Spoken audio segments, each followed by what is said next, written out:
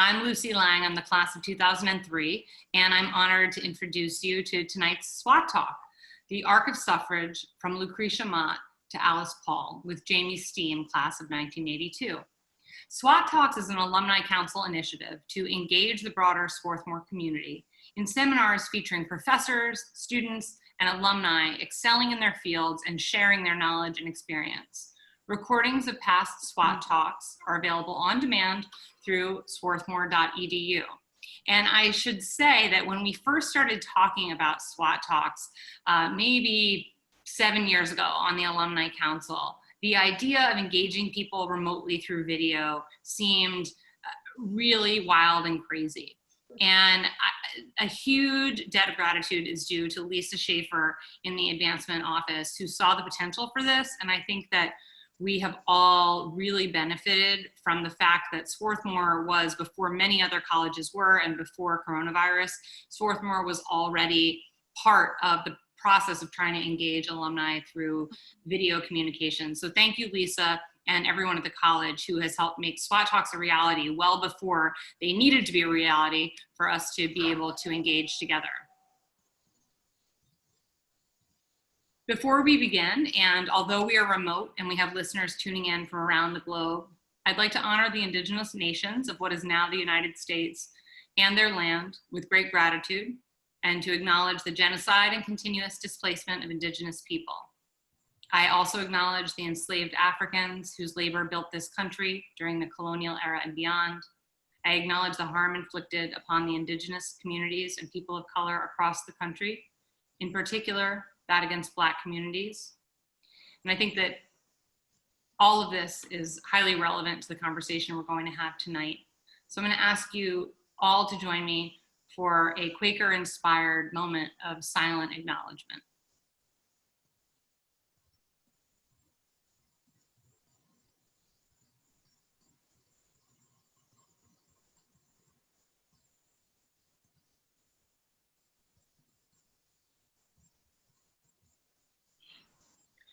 We are honored to have an outstanding leader and scholar with us this evening. And it's a particularly moving night for me, and I think it is for many women from the Swarthmore community, to think about being together on this centennial. I had the good fortune today to visit the brand new, as of this morning, Monumental Women sculpture in New York City's Central Park. And this is the first sculpture in Central Park that depicts real women rather than fictional women or wood nymphs. So I'm feeling particularly inspired by the women who came before, who fought so hard to give us the right to vote, and particularly attuned to the Swarthmore women who have been such an important part of this incredible movement that continues to inspire activism for women and others in this incredibly challenging political moment. So we couldn't ask for a better speaker tonight than Jamie Stiehm. Jamie fell under the spell of Lucretia Mott's portrait in Parish Parlor. Now a Mott scholar, Jamie has written and spoken widely on the power of Mott's voice. A history major at the college, Jamie pursued a journalism career and found that working at the CBS News Bureau in London, reporting for the Hill newspaper in Washington, and covering the colorful city of Baltimore for The Sun, gave her the experience, insight, and skills to cross over to writing a syndicated column for Creators Syndicate. Her opinions columns have appeared in major dailies, including the New York Times, the Washington Post, the Philadelphia Inquirer, the San Francisco Chronicle, including one just yesterday that I counsel you all to look up, and many points in between. Throughout tonight's conversation, we invite respectful questions from you in the audience through the chat feature at the bottom of your Zoom screen. I'll incorporate your questions throughout the conversation as appropriate and apologize that we may not get to all of them. We have an hour together and I know it's going to be a very rich conversation. When you put a question in the chat feature, please include your name and your class year or affiliation to the college in your question. And now, I'm so pleased to welcome Jamie Stiehm and ask Jamie to begin to tell listeners a bit about why you felt it was important to have this conversation for the Swarthmore community specifically on this date. Lucy, thank you so much. I'm delighted to be with you and everyone this moment in time. Today, 100 years ago today, the 19th Amendment was certified into law, and that was a very long struggle. The road from 1848, Lucretia Mott, to 1920, Alice Paul, was truly an arc of justice. And they are both the best kept secrets in American history, even at Swarthmore. We didn't learn what champions Alice Paul and Lucretia Mott were and how they were related to each other by the Quaker religion. They were both birthright Quakers. And that is not an accident. Quaker women were always on the frontier of slave emancipation and later women's suffrage, peace movements, and they don't talk about it much. Almost they're self-effacing, and that's why I thought all of us tonight could honor the hard work that they did so that you and I and all the women here will participate in democracy. So in preparing for tonight's conversation, Jamie offered some new insight for me about the gendered use of language that we use, even often as feminists, in talking about the legacies that we're here to try to explore together. So Jamie, can you start by setting some definitions for us, including suffrage, activist, advocate, and other terms that you think will be useful to listeners so that we have a kind of shared language throughout? Yes, language, words matter. Often Lucretia Mott and Alice Paul and other women like Jane Addams get described in Google or dictionaries or encyclopedias as activists or reformers. That is a word that diminishes their contribution. They were champions. They were major figures. They were leaders.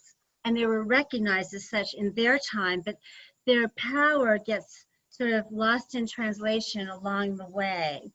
And in our discussion tonight, I'm going to tell you how Lucretia Mott embraced both abolition and women's rights, and for her, they were one and the same.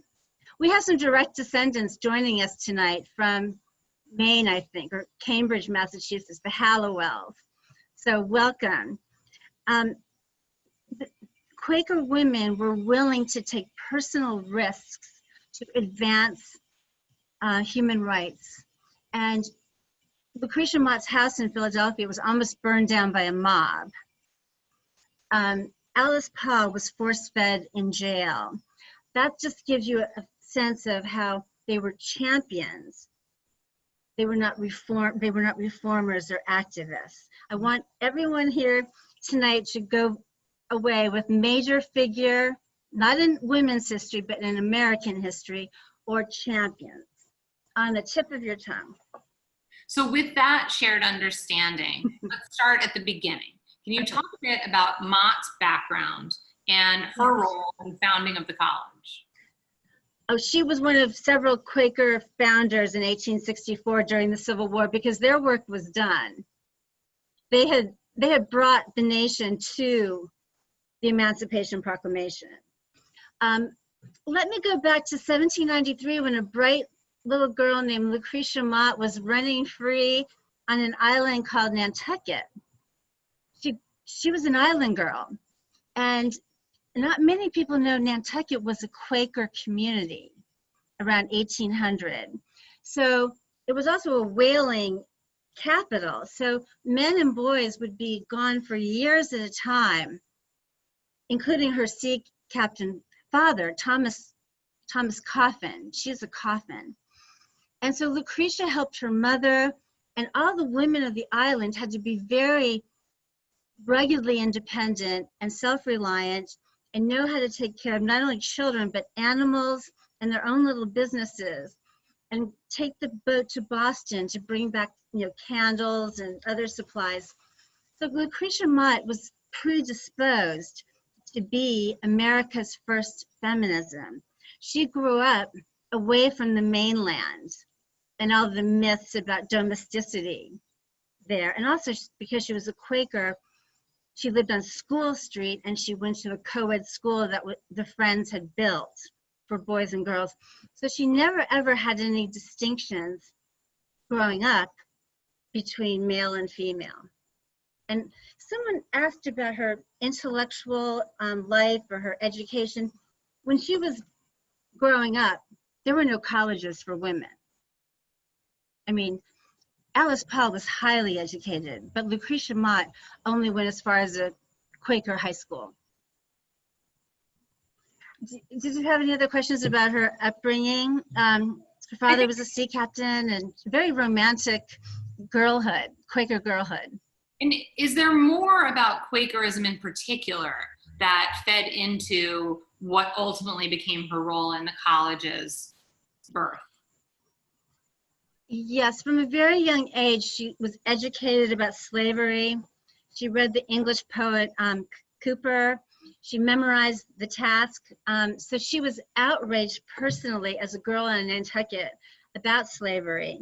Because she lived in a safe seafaring community, she knew about the Middle Passage. And when she finally became a young woman, relocated to Philadelphia, that was very much the Quaker city.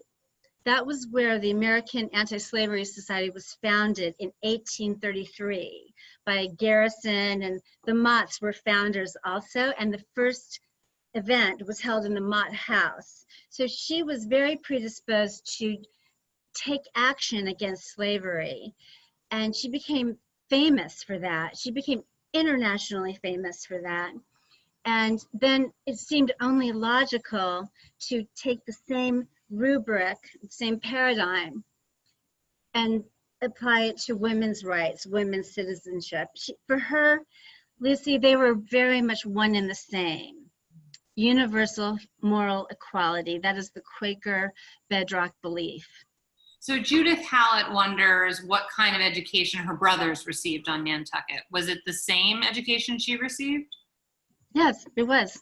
Because this school that was founded by the Friends was entirely co-ed, open to boys and girls alike, and they were treated the same. And as you may know from Quaker meetings, boys and girls are both expected and empowered to speak. And Ann Cudd from the class of '82 asks why she relocated to Philly, and Linda Mantel asks how she became a Mott. So if you could give a little personal history on that. A Mott. Well, I mentioned the Quaker boarding school that she attended. That was in Dutchess County. And she then became a teacher for the girls' wing of the boarding school, and a very handsome young man named James Mott taught in the boys' wing. And they fell in love when she was 17 and married when she was 18, and Philadelphia was the logical place for a young Quaker couple to go. Their wedding was in the Pine Street Meeting House, which is where Dolly Payne, who later became Dolly Madison, her first husband was a Quaker. She was born Quaker, and that's where her wedding took place as well. The questions are coming fast and furious, which will not surprise you to learn from our crowd, but Walter Cochran Bond from the class of 1970 asked whether she was a Hicksite Quaker. Yes, and the Hicksite Quakers, Lucy, were radical. That was not the mainline Quakers like over at Haverford. They were the Swarthmore, later Swarthmore, radical Quakers, and Elias Hicks was the headmaster of this boarding school. She was deeply influenced by not just believing in principles and equality, but acting upon those principles in everyday life. And she was willing to, persuade James to change his business from cotton to wool. He was a wool merchant. And she didn't, I don't think she refused to buy or eat sugar for a long time, also a slave product. So as a young woman, she was already taking shape as a leader, as an opinion or thought leader, we would say in our day. So Cheryl McCullough Davis from the class of 1972 asks, having not attended college herself, how did she get involved in founding Swarthmore? Well, this is many years later, 1864. She was on the front lines of the slave emancipation movement. She was known far and wide as a speaker. She had a radiant presence that Frederick Douglass praised in his autobiography. So by 1864, she was 71 or 72. She was past her prime, but there was work to be done during the Civil War. Since Quakers were pacifists, they did not participate, right? However, some of their Hallowell sons did participate in the 54th, the famous 54th Regiment that Robert Gould Shaw led and died in action. And then the Hallowells, Ned Hallowell, took over from him. So she was from the old school. She felt that they had advanced the public mind so effectively over 30 years of moral suasion, of petitions, of her talks, her sermons all over the land. She was invited to Washington by John Quincy Adams to speak to Southern slave owner congressmen. She had this power of persuasion, but by 1864, the best work that they felt they could do was to found a college. Joseph Parrish, the Whartons, the Hallowells, the Motts, they got together and they planted trees. She planted one right next to Parrish. And she said, this is a perfect establishment and any young student will be happy to be here. So this is one of the last great acts of her life, was to be a founder of Swarthmore College. So can you explore a little bit more how her views were different from that of her contemporaries who were also identified as suffragists?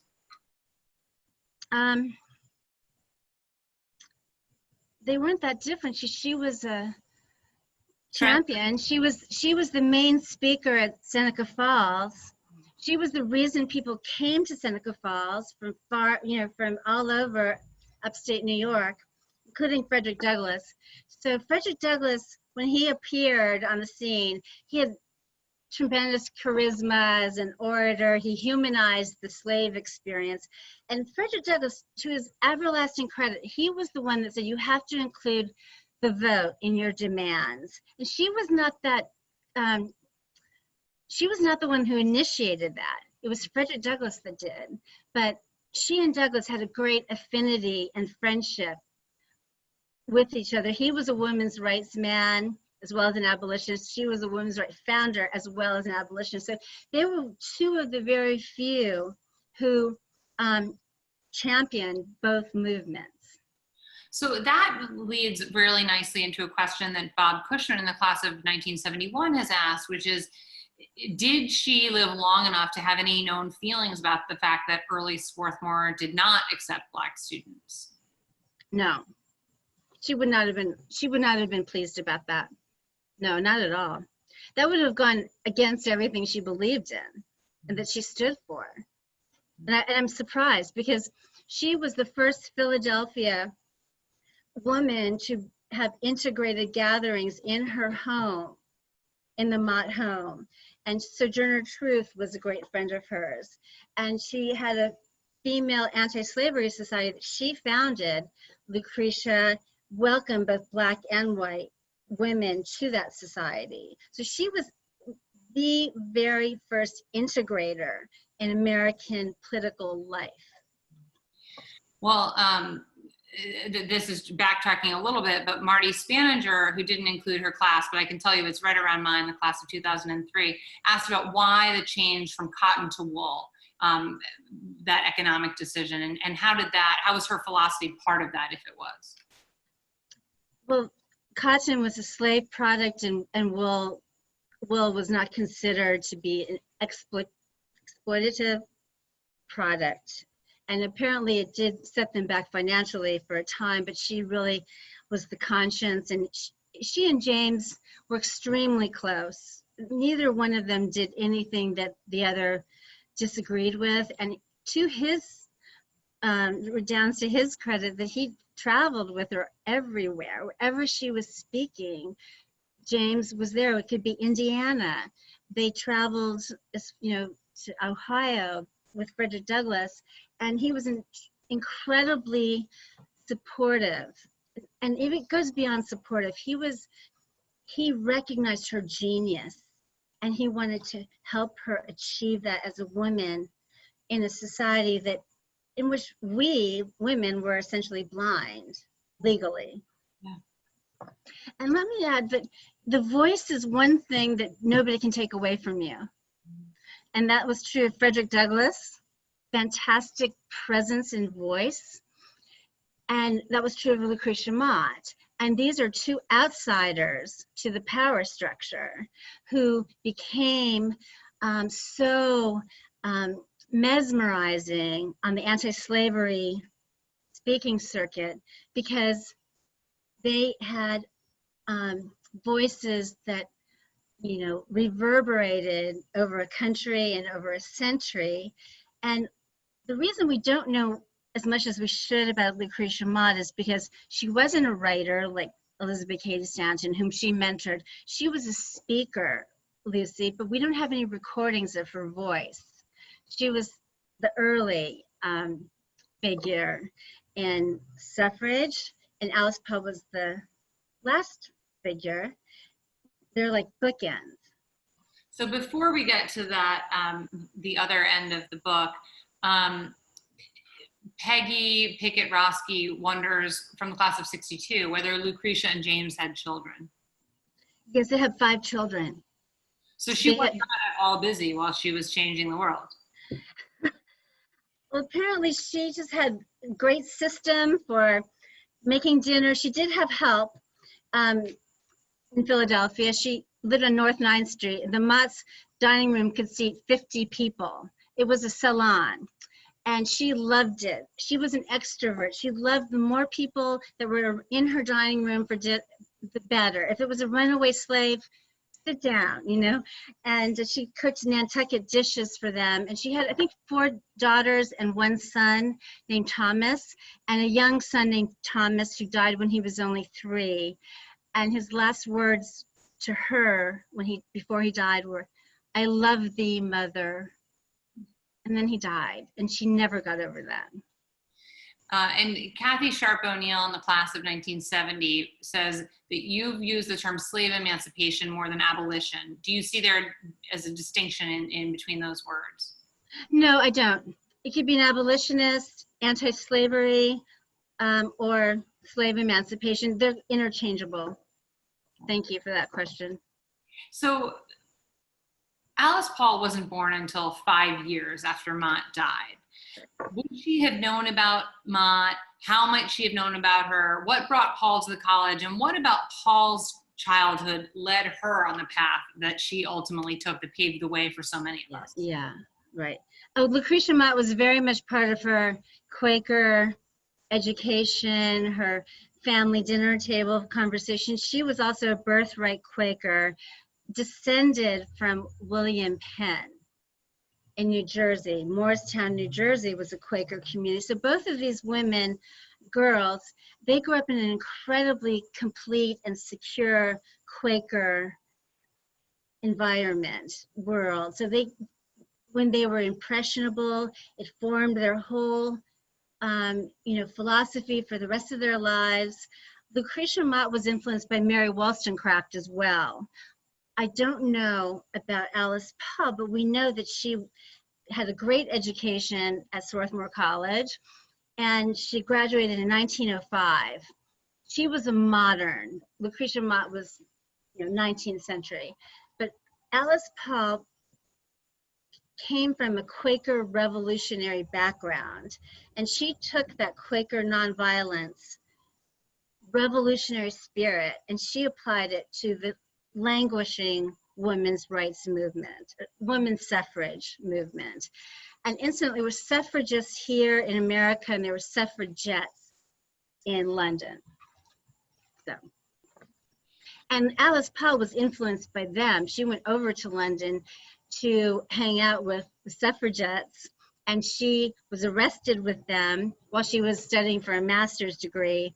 So she learned a lot of their more confrontational, visible strategies, and she took them back home. And she energized a movement that had no forward motion because Susan B. Anthony had died, and there was kind of a vacuum. And she's like, okay, throw out the old playbook. I have a whole new way of approaching the vote, and we are going to focus it on the President of the United States, not on anybody else. We're not going to Kansas or to Cleveland for conventions, state by state. There's one person who's going to hear from us or see us every single day, and that was Woodrow Wilson. So a Princeton man, and I like to say that the true story is Swarthmore woman versus a Princeton man. So tell us more about what it was that ultimately brought Paul into the public spotlight. Okay, this is 1913. 1913 is when a new president is going to be sworn in. His name is Woodrow Wilson. He's coming from the Princeton train station where all these students are singing tiger songs with him. Okay, so he's very pleased and proud of himself. He's 56 years old, Lucy. She's 28. So if you do the math, he's twice as old as she is. And he has a PhD. He's the only president that has one. He doesn't even know that she has a PhD too. He thinks he's the political genius. But Alice Paul is the political genius. And when he arrives in Union Station, which is brand new, built by Daniel Burnham, the Chicago architect, it is completely empty. Where is everybody? He, just like Donald Trump wanted to know about his crowd sizes, he complained about, the Inauguration Day attendance. Well, Woodrow Wilson demanded to know where his supporters were, and the answer was, they're all at the suffrage parade, sir. So that was a brilliant that was a brilliant way of saying hello. And there were thousands of women up and down Pennsylvania Avenue by the Capitol. Some of them were assaulted by the police. They were victims of police brutality. And that's resonates with today. And the cavalry had to be called out to protect the women who came from Philadelphia. They came from the Seven Sisters schools. This was a new generation, and they were young. Just like the recent protests we've seen had a new wave of people who felt so strongly that they wanted to be counted and heard. These women were there to claim their rights of citizenship, and they had college degrees, and they were not taking no for an answer. And it would take as long as it took. Alice Paul had it all mapped out. It took 5 years for him to change his adamant opposition to votes for women. 5 years, from 1913 to 1918. Ann Cudd asks about Alice Paul's view of Wilson's racism. I think she was she wasn't disappointed. She had a very low opinion of him. So when he segregated the federal workforce, he imposed Jim Crow on the federal workforce. That just fit with her whole hierarchical, elitist view of him. Woodrow Wilson his whole legacy is being reevaluated right now. Yeah. So Bob Mueller from class of '68 asked about Mott's attitude towards the international working men's movement that grew during her heyday. So perhaps that's related to just what you're saying. Mott or Paul? I'm sorry, Paul. Okay, that's a good segue into saying she was totally single issue. Interesting. Completely single issue.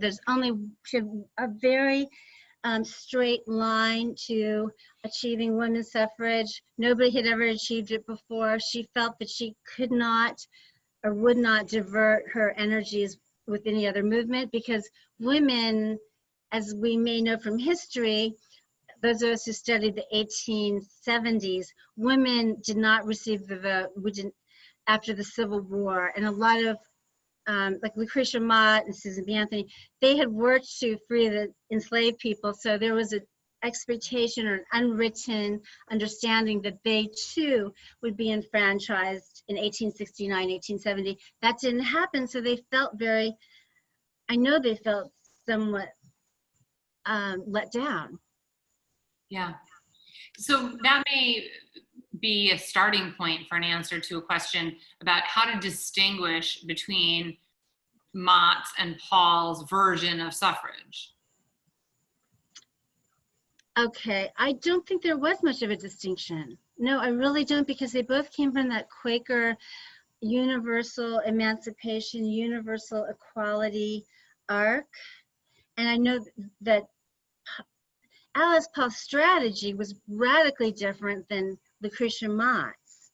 Lucretia Mott was the voice, right? But Alice Paul was the lightning-like strategy out on the streets, making it visible to all. And that's how she built public sympathy, public support, rose over those years because it became more personal. A lot of men, even in Wilson's cabinet, said, do you really have to lock up my daughter or my wife or my sister or my mother? Politicization often comes from personal experience. So she made it more personal. I'll leave it to a professor to ask this, but Professor Douglas Perkins from Vanderbilt asks how their both informal and formal educations influence their work, so strategically, and their philosophy. All right, I said that there were no colleges for Mott to go to, but she's very, very bright. Very, she kept Mary Wollstonecraft's Vindication of the Rights of Women on her coffee table her whole life, so visitors could see it. I know that was a major self-taught education and influence on her. That was, Mary Wollstonecraft published that in 1792 during the Enlightenment. So it has the life, liberty, the Declaration of Independence applied to us, to women, and the French Revolution as well. Whereas Alice Paul was highly educated, and she knew the law cold. She has a PhD. And I don't know this because she is not as easy to read or to know. She was a private person, but I think her whole life was her public, her public leadership. I don't think she ever took a day off. And her law and political science were applied toward changing the law. And not only one amendment to the Constitution, but she is also the author of the Equal Rights Amendment. And you asked about the connection to Lucretia Mott. She was inspired by Lucretia Mott. She named the ERA the Lucretia Mott Amendment.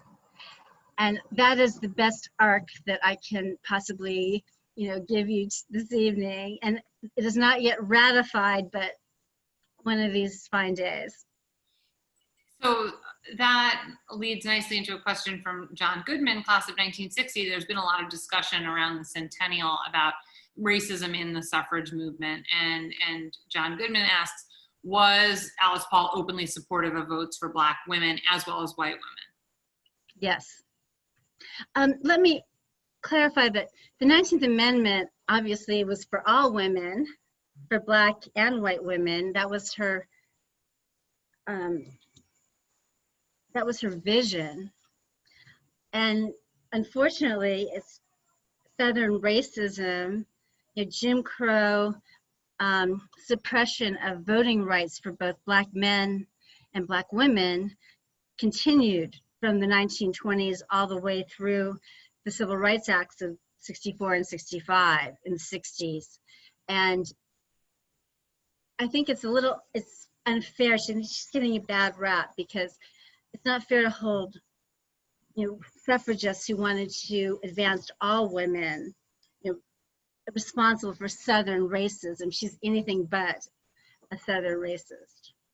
And Teresa Rankin from 75 follows up, and I imagine that the answer is sort of similar, but where did she stand on the Southern strategy to achieve white women's support by not addressing Black women's inclusion? Did she expand her single focus on women's suffrage? Did she ever say anything about assuring that Native American women, Asian American women, as well as African American women would be able to vote while she focused on her pressure on Wilson? And what do we know from what? Okay.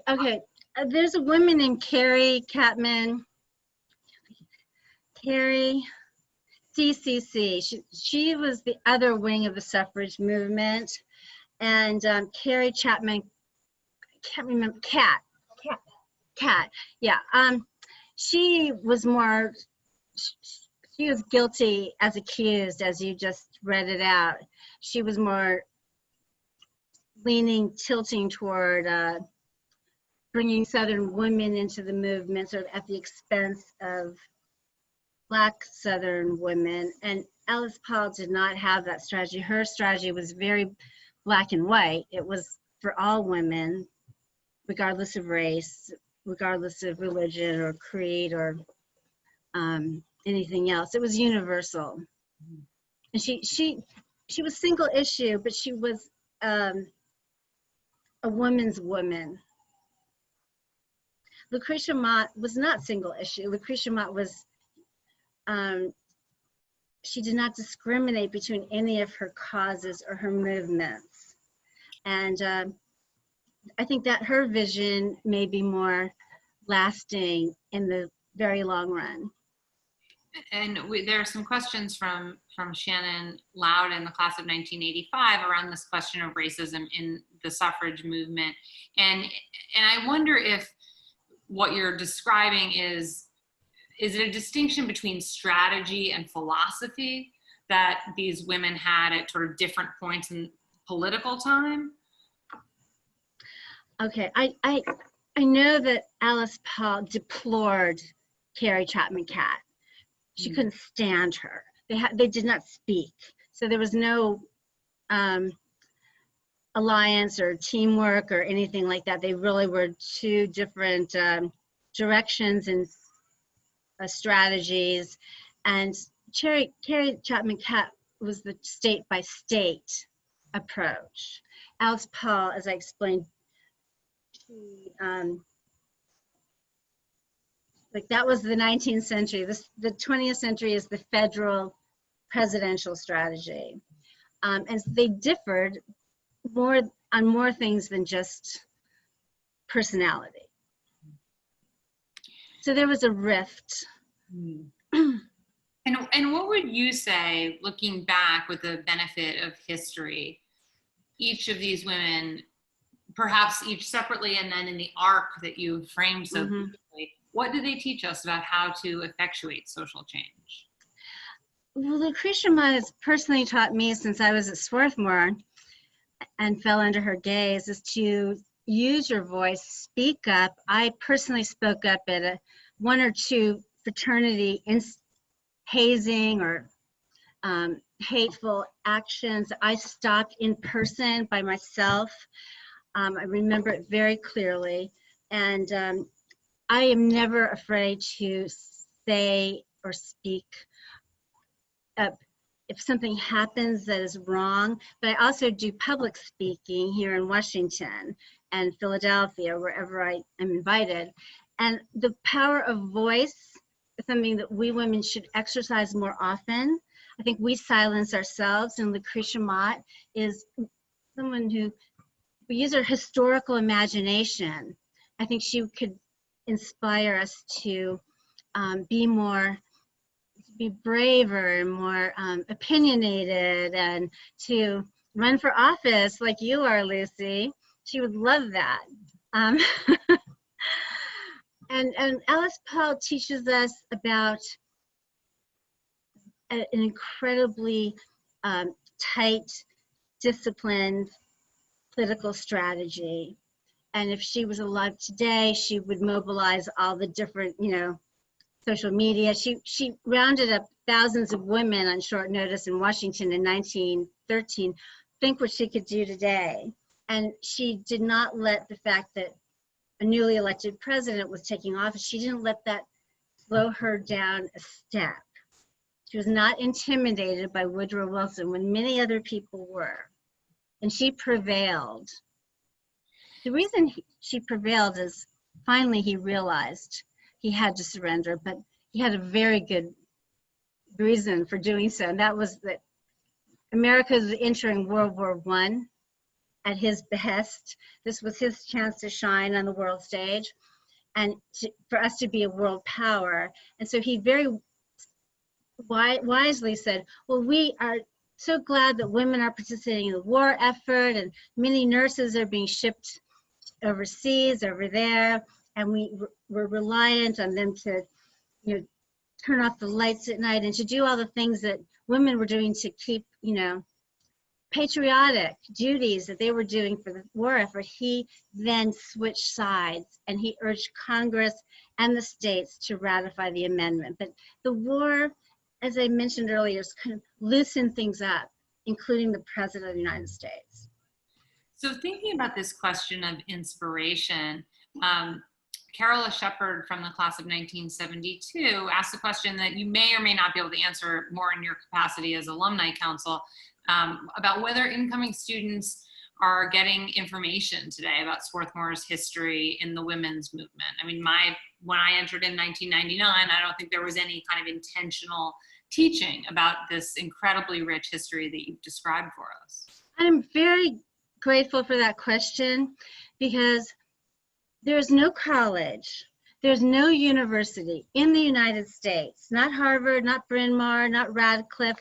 There's no college that has a prouder, richer legacy for women's rights and suffrage and slave abolition, for that matter, than Swarthmore College. And people at Swarthmore don't even know that. We are not taught about these. There's Alice Paul Women's Center, but I never knew until I went to the library, the Friends Historical Library, and looked up all these facts and documents of Lucretia Mott's, which are there for the taking.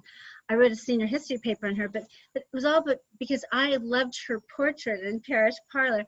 There needs to be a more intentional teaching about this arc of suffrage from Lucretia Mott to Alice Paul. And I've envisioned a sculpture, an abstract sculpture of one and the other women outside Parish or someplace very central to represent the arc of suffrage.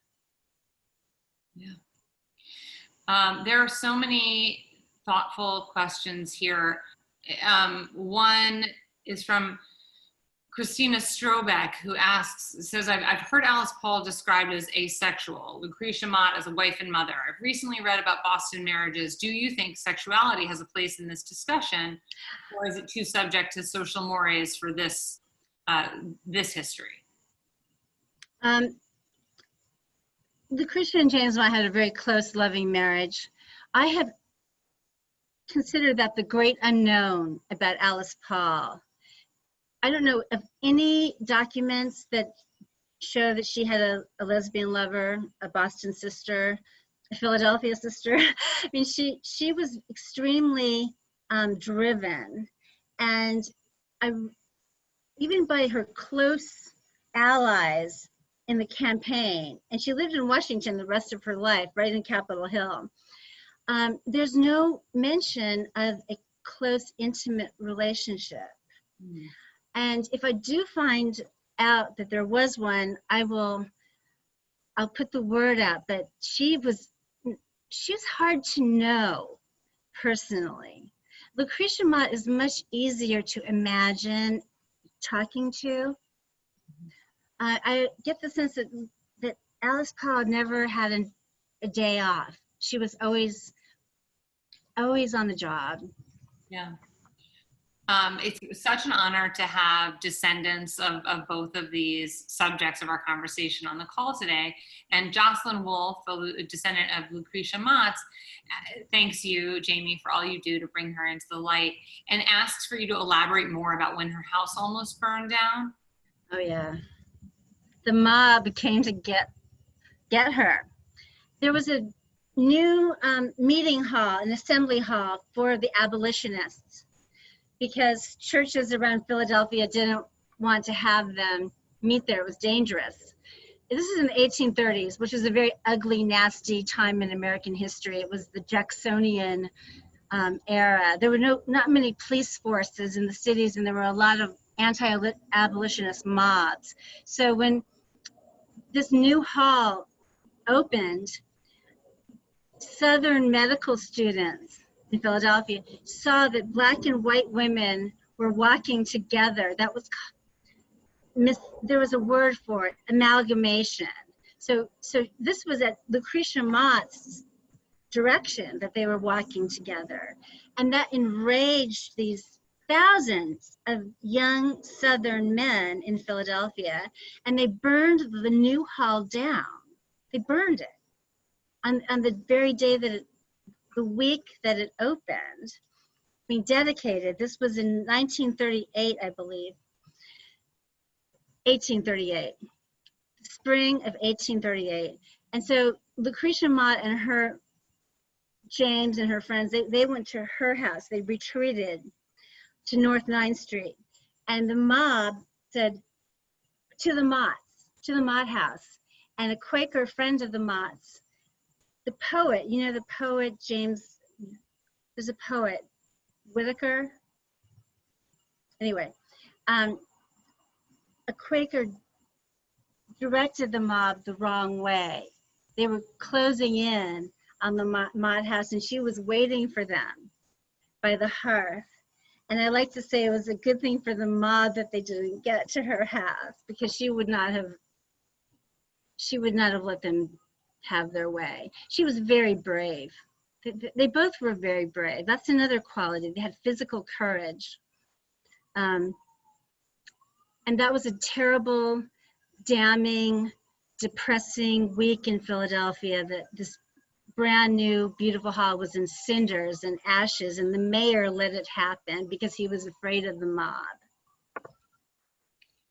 I mean, some of this is stuff that you really couldn't make up. It's so fantastic. And I think that it's almost literary, the extent to which Swarthmore is like a locus of this incredible arc.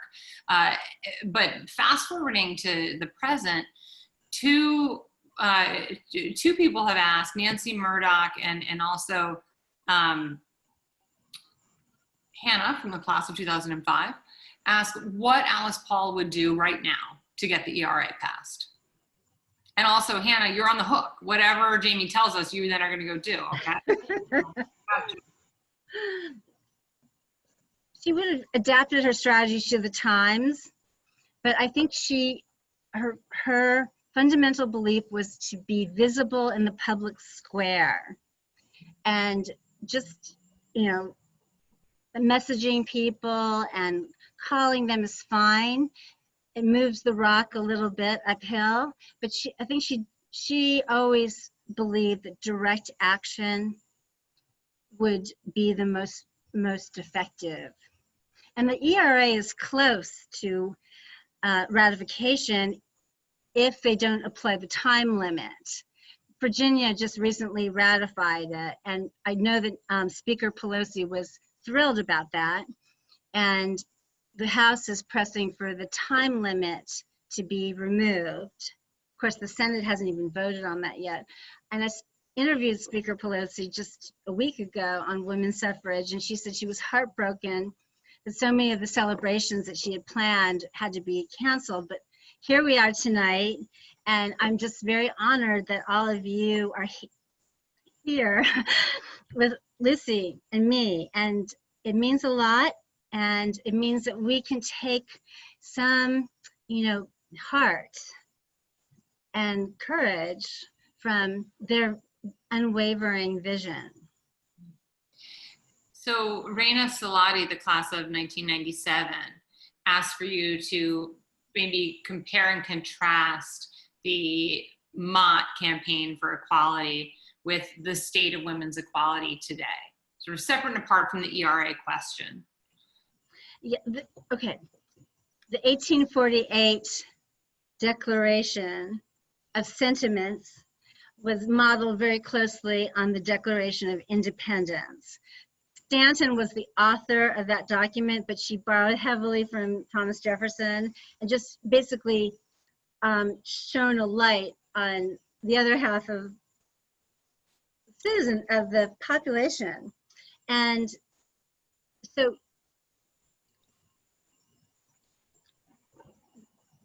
what I would say is that Paul just took a more advanced, in a more radical, direct,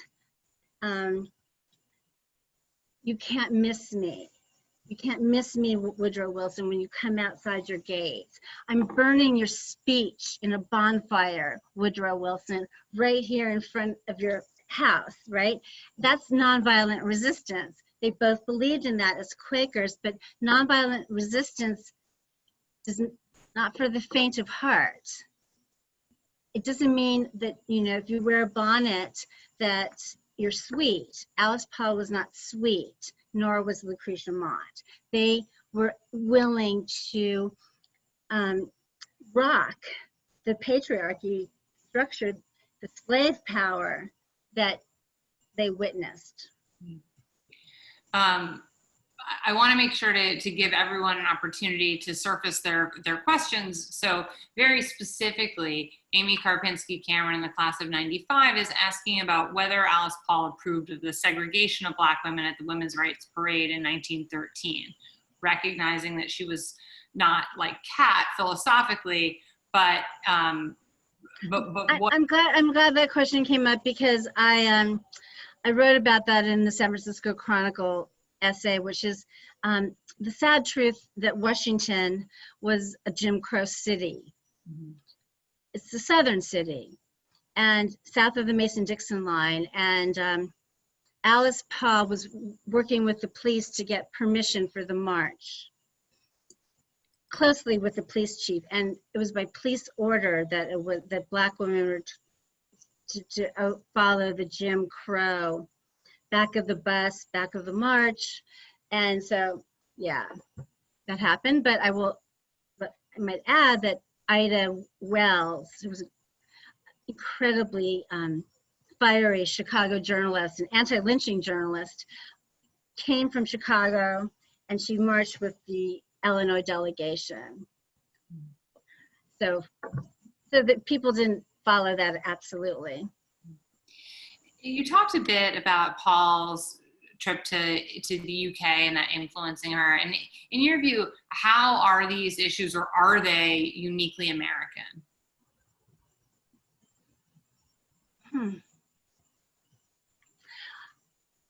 Well, I mean, we used to be like, the last best hope on earth.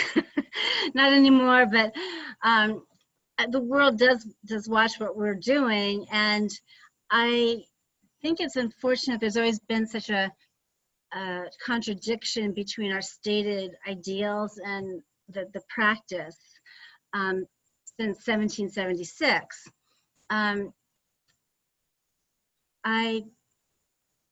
Are they uniquely American? Well, in Britain, in London, the suffragists were not enfranchised until 1920, the same year. And in Switzerland and France, it was much later. So American women and British women were really they were the avant-garde of suffrage. And Lucretia Mott relied on her voice, on her salons, on her Quaker faith, much more visibly than Alice Paul did. I hope that answers the question. These are excellent questions. There's like a Swarthmore seminar. Right, a Swarthmore seminar where you're on the spot the whole time. John Goodman from the class of 1960 is familiar with the history that I'm not familiar with about during the founding of Swarthmore that the Pennsylvania legislature had to be lobbied to change the law to allow women to own property in order for board of managers members for the board of managers and student body to be co-ed. Are you familiar with that history? Oh, actually, I did not know that, but Anna Davis Hallowell, who was a Mott, she was on the board of managers. I didn't know that the law had to be changed because I thought Philadelphia was one of the more, free-thinking states. So thank you, John, for giving us all some homework. We'll have to follow up on that for Women's Equality Day next year for the Centennial +1. There is Nicole Jassy would like to know whether Alice Paul played field hockey. Do you know that? I think she did. Yeah. She was a good athlete, and after she graduated from Swarthmore, she went to Europe and she rode her bicycle around France and then into Paris on a bicycle. So that gives you a motif of how, adventurous she was, and she was very willing to break convention. The first thing she did when she was in jail was to take an object and break a window in jail so she could communicate with her friends. She's a terrific, I can't think of a more relevant inspirational figure for right now, straight to now. All right, I'm going to put a moratorium on questions from the audience and just ask these last few before before we conclude. But one is from Raina Salati, who wonders your perspective on the schism in current women's rights between social liberal feminists and radical feminists. Well, I don't have a strong view on that because I really think there's so much more that binds us together than divides us. I guess I would be classified among somewhere in between because I believe in Alice Paul's radical strategies, but I am a liberal by persuasion, and women are not used to, men are socialized more as boys to be team players. When I was at Swarthmore, there weren't many team sports for women except for field hockey. And so Alice Paul may have learned some techniques of working together with other women from that field hockey experience. That's a guess, but it fits. Yeah. And then Linda Mentel asks, where was Alice Paul's PhD from and what was it in? University of Pennsylvania, and I think it's political science, just like Woodrow Wilson, which is a wonderful joke on him that he totally underestimated her intellectual rigor and training. Because how many women had PhDs in 1912 or 13? Very few. Did she also have a JD, Jamie? I think she did, yes. She was a brilliant woman. She was a political genius. And Lucretia Mott was also, but she wasn't as educated. She wasn't as, she was more from the heart, and Alice Paul was more from the head. Yeah. Well, that's a beautiful way to put it. Thank you so much for all of these thoughtful questions from the audience. And Jamie, just some concluding thoughts from you. If you could channel these two women today and speak to the new generation of Swarthmore the new generation of women entering Swarthmore now, whatever entering looks like, and we know that it's. I'd love to do that in person. They need to know they're part of this parade, right? That they started, but we need to not only stand on their shoulders, but to make progress.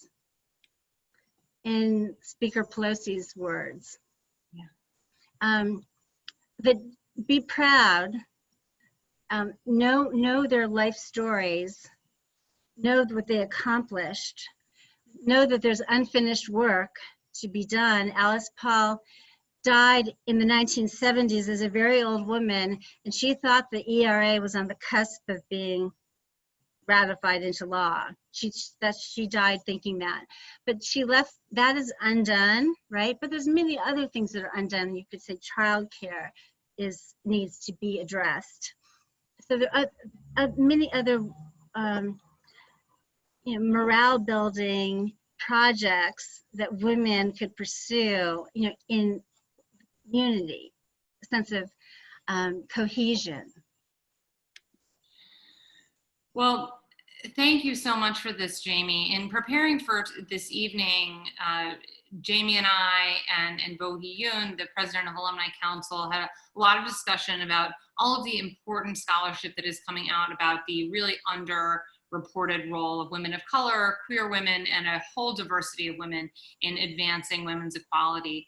And we recognize, of course, that we're talking about two white Quaker women from Swarthmore history who have also been, in many ways, under-recognized, but we want to be sure to acknowledge that that they are one part of a very diverse and wide-ranging movement that owes a tremendous debt of gratitude to women of color and all of the rich voices who participated in suffrage and women's equality throughout American history.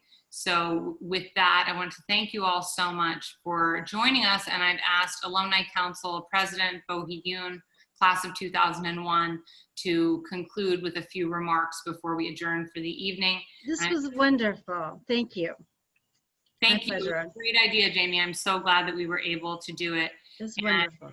My pleasure. We'll all continue to tune in for SWAT Talks, and this will be posted to swarthmore.edu, and you're all encouraged to share it with other interested alums and others who are passionate about these incredibly important issues.